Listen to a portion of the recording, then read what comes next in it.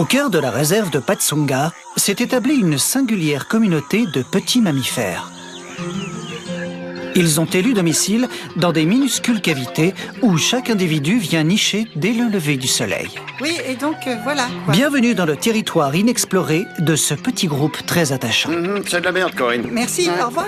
Leur habitat naturel est formé d'une multitude de petites alvéoles dans lesquelles ils accumulent toutes sortes de débris.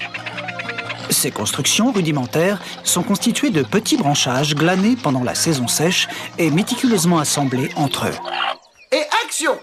Les mâles sont reconnaissables grâce à un long plastron poussant sur leur partie ventrale et changeant de couleur au fil des saisons. Coupé!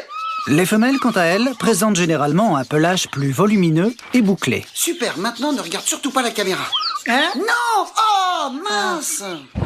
À l'approche de la saison des pluies, les jeunes mâles se répartissent les territoires de chasse. Non, c'est mon territoire. Non, c'est le mien, c'est à moi. Non, je l'ai dit en premier. Non, c'est moi qui l'ai dit en premier. C'est à moi, celui-là. Non. Celui-là. Dans cette lutte impitoyable, certains doivent s'incliner devant la loi du groupe. Voilà, c'est la loi du groupe.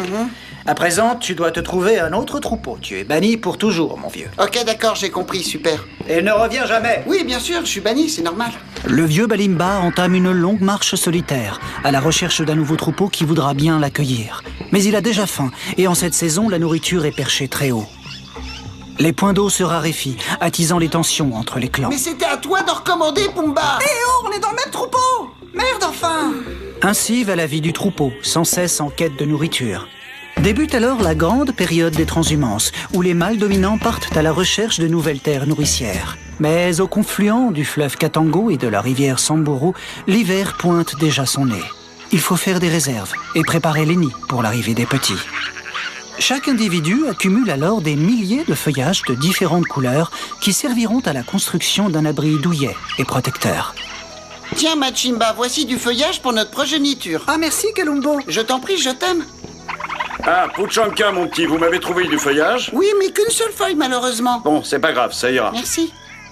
Les nouveau-nés du printemps dernier sont déjà grands et achèvent leur apprentissage de futurs prédateurs, car, ils le savent, dans la réserve, seuls les meilleurs survivront.